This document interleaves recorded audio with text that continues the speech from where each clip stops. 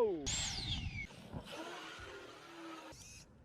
Welcome back to Innovation RC, guys. So I brought my Infraction 2020, or the version 2 of it, to my local hobby shop, RC Boca, because I found out that the new Felony is here. So what we are going to be doing today is just review it and just see what the differences are between both these vehicles. I also brought my remote, so we're going to be testing out the little e-brake thing in much better light. The lighting's amazing here. Before I even touch the body, this thing looks absolutely slick.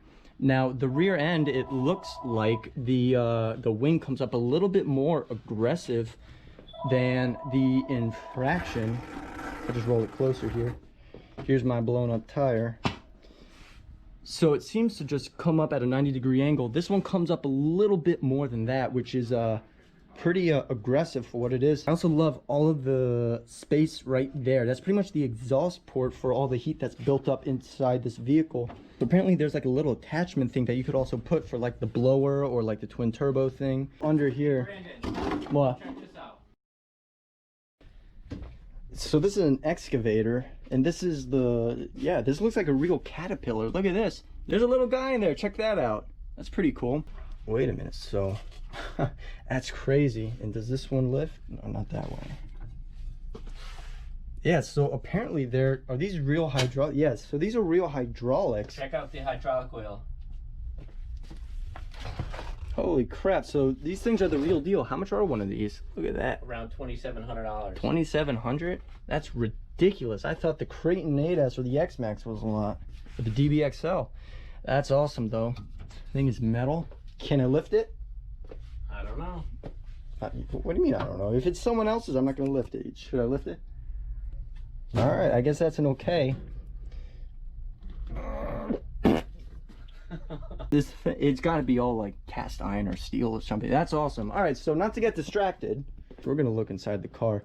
So it looks just like your standard Infraction, but the first thing that catches my eye, obviously everything is Spectrum now. So we have a Spectrum the Arrma 150 ESC, which is also on the Spectrum Arrma 2050 KV. So the rear looks like this could be bolted down. It's a little plastic molding that goes on top of the splitter. So unlike the Infraction, this is bare, and this one actually has like a little muffler on top, as well as like another plastic shield guard. And same thing with the front as well, so that's pretty cool. This also has that awesome famous bearing riding drive shaft in the middle, which is pretty cool. That's pretty much an awesome upgrade on a newer vehicle. That's the same thing with the Infraction version 2. Now it doesn't have the e-brake function on this, so this is pretty much just a bare Infraction with a really nice body and like pretty much a little bit extra stuff. You can see I actually have it on my DX4S. I rigged it up to, so instead of doing it with my finger, I could just leave my thumb up there and just do whatever I want. So we have the e-brake right there, and there's not going to be an e-brake on this center diff. So I'm literally home working on the video right now that you're watching. Keep in mind, everything I'm going to say is not for the Infraction, because this has the same differentials in the rear and the front. The Felony, on the other hand, has a different gear ratio to compensate. Now, to prove it to you, the ring gear, as you could see as I'm looking at it, let me try to zoom up a little. Now you see the part number. So you see 17 and 19. We're going to go over here. Now 17 is a 42 and 19 is a 45. Now pretty much the 42 is going to go with this 16, which is, this is pretty much the differential ratio in the Infraction. And the 45, 14 is going to be in the rear. If we do a little bit of math, you want to do your driven divided by drive, so your spur divided by your ring gear divided by your pinion, you're going to get a ratio of 2.8 to 1. And then if we do the other gear ratio, which would be the rear, so keep in mind this has a taller tire, we're going to have a gear ratio of 3.2. Really, because the tire is taller, so you're going to get a little bit more RPM back. So if you decide to put a spool in the new Felony, what you're going to have to do is actually change out the rear diff. Now, it doesn't matter if you go with, let's say, this gear ratio or if you go with that gear ratio. You're pretty much going to want to go with the 1542, just because it's meant more for speed. You're going to have more speed or RPM from the drivetrain. So that's what you're going to want to run, and you're going to have to run it in the back, because if you run a spool smack in the middle, 2 tires are going to scuff and you're not going to have traction, and that is not what you want. So be sure you guys acknowledge this, and you know, it's really easy. All you're going to do is just replace the pinion and spur or the ring gear, and you're good. If we look at the Felony, it's a little bit longer, and well, I would say the width is about the same, but it's definitely a little bit longer. So it's still on the same exact platform chassis. It's still an infraction, but it's definitely coming out like another 1.5 inches or so, which, you know, that's pretty cool. So, oh, I broke it. Now, what I've been itching to do is try to see if the infraction body will work on the new Felony. So we are going to see right now. I'm pretty sure that the mounts are the same. All right, so the rear is in. It's kind of hitting a little. Obviously, it's not meant to go on. Oh, so the front plastic thing is preventing the body from going down. I'm sure if you just take it out, it would work. Yeah, the post is right. The post is right there.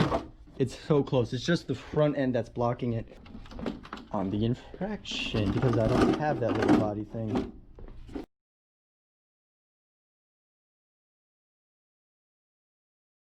Look at that. It's not on all the way, but this thing is low riding. You don't drive your car like that. All right, so apparently it won't fit. I believe the fronts are a little bit wide. Yeah, that's why. So you can actually adjust different sides. I didn't notice that until now. So the body posts have a little adjustable thingy on it. The rears fit. The rear lines up all right. But what you're going to have to do if you want to put the body on it, you're going to have to adjust these guys to go in. As you can see, the fronts are in. So you can see in. These are out.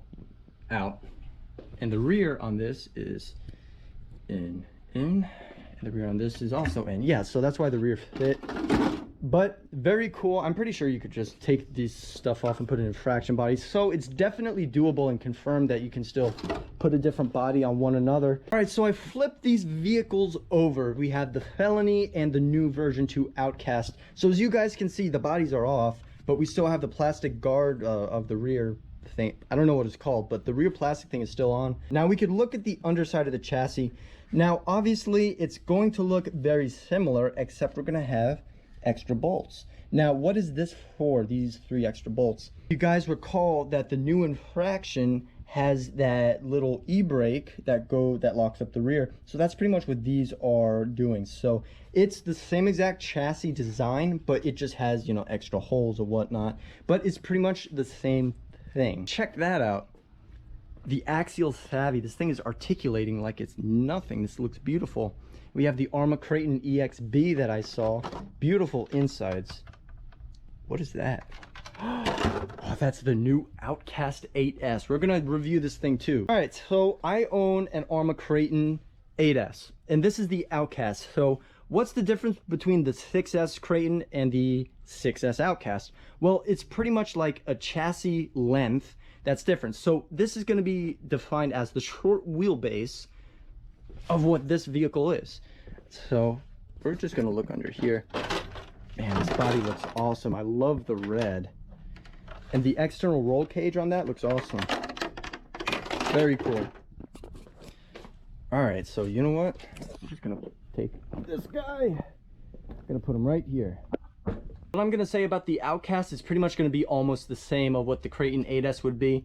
So despite the size, it's short wheelbase, but it's still 24mm hubs. So we still have massive tires on this thing. What else? We also have the under bearing. Well, it's the rear chassis support, so it goes under the rear drive shaft in the bearing, if you guys can see. So this thing's definitely going to help the chassis not bend. So what I do think that the Outcast might have over the Creighton is durability. Now, why do I say that? Yeah, it's shorter, so these are actually going to bend a lot less. So that's what you're going to have over it. Now, what the Creighton's going to have is far better handling on the track. If you guys recall, I took it to the dirt track and it handled amazing. Oh, that was beautiful. with the stock tires. You know, it might just be that I actually really am good at driving on the dirt oval, or it's just really built well of a vehicle. So regardless, this vehicle is absolutely awesome, and I'm really happy that we could get a third review down in on this. All right, so we're just about done here. If you haven't followed the Innovation RC Instagram, definitely do so. If you actually want to check out the Instagram for this hobby shop, make sure to follow RC Boca on Instagram as well. If you found this video informative, make sure to drop a like, subscribe for more, and I hope you guys enjoyed. Have a good one. If you guys have actually watched up to the very end of this video, Arrma Horizon states that the infraction or limitless is all road. All road means on road, off road. So with that being said, I'm gonna pick up a couple of these guys. If you know what this means, leave it in the comments.